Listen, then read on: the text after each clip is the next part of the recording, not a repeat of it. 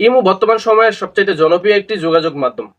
আমরা আমরা এমনও লোক রয়েছে একটা ফোনে ২-৩ টা করেও কিন্তু ইমো ব্যবহার করি। একটা পার্সোনাল, একটা ব্যক্তিগত রয়েছে, আদার্স একটা হচ্ছে বিজনেসের ক্ষেত্রে গিয়ে আমরা অনেকগুলো ইমো ব্যবহার করি। তো ইমো বর্তমান সময়ে কিন্তু অনেক জনপ্রিয় একটি যোগাযোগ প্ল্যাটফর্ম।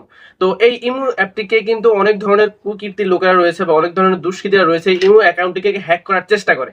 তো এই হ্যাক করার চেষ্টা করে অনেক সময় দেখা যায় এগুলো কিন্তু এই ইমো অ্যাকাউন্টগুলো কিন্তু হ্যাকও হয়ে যায়। তো আজকের এই ভিডিওতে আমি আপনাদেরকে দেখাবো যদি এই সেটিংসটি যদি আপনারা করে রাখেন বা আমি যে সেটিংসটি আপনাদেরকে দেখাবো এই সেটিংসটি যদি আপনারা আপনাদের মোবাইলে করে রাখেন বা ইমোতে করে রাখেন তাহলে কেউই আপনাদের ইমো অ্যাকাউন্টটিকে হ্যাক করতে পারবে না।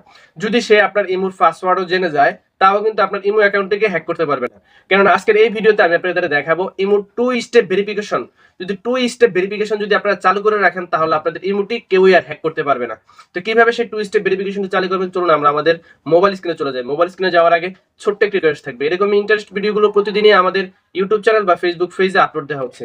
মিস করতে না চাইলে এখনই চ্যানেলটিকে সাবস্ক্রাইব করে এবং ফেসবুক পেজটিকে ফলো করে ভিডিওর পরবর্তী অংশটুকুকে কন্টিনিউ দেখতে থাকুন। So let's get start now video. So everyone চলে আসলাম আমরা আমাদের মোবাইল স্ক্রিনে। তো এখন আমরা যে কাজটি করবো আমরা আমাদের ফোনের ইমো অ্যাপসটিকে আমরা ওপেন করে নিব। তো আমরা ইমোটিকে ওপেন করে নিয়ে এখানে উপরে দেখতে পাচ্ছেন আমাদের প্রোফাইল লোগো, এই প্রোফাইল লোগোটির উপরে এখানে ক্লিক করে দেব। ক্লিক করে দেওয়ার শেষে এখানে দেখতে পাচ্ছেন সিকিউরিটি অ্যান্ড প্রাইভেসি, এই সিকিউরিটি অ্যান্ড প্রাইভেসি এটার উপরে এখানে ক্লিক করে দেবেন।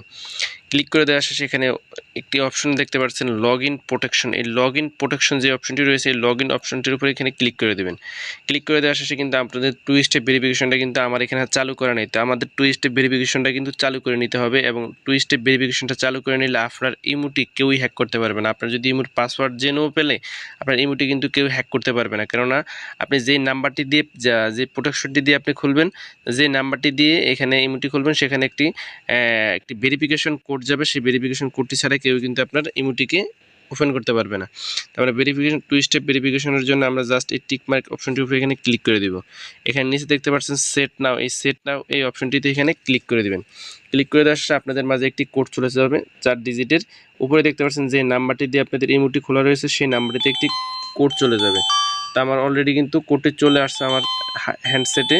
তা আমি কোডটি বসিয়ে দেব। আপনার কোড হলো 059। তো আমি কিন্তু আমার কোডটি বসিয়ে দিয়েছি অলরেডি, কিন্তু আমার কিন্তু 2 স্টেপ ভেরিফিকেশনটি কিন্তু চালু হয়ে গেছে। তো আমি কিন্তু আমার এখানে টিক মার্কটি কিন্তু তুলে দিয়েছি। এখন থেকে চাইলে কিন্তু আমার অ্যাকাউন্টটি যে কেউ কিন্তু আমার ফোনটি তারা কিন্তু হাতে নিলেও কিন্তু আমার ফোনটিতে তারা কিন্তু লগ ইন করতে পারবে না বা আমার ইমোটিকে তারা হ্যাক করতে পারবে না। তো এইভাবে কিন্তু আপনারা আপনাদের এই গুরুত্বপূর্ণ সেটিংসটিকে করে রাখতে পারেন।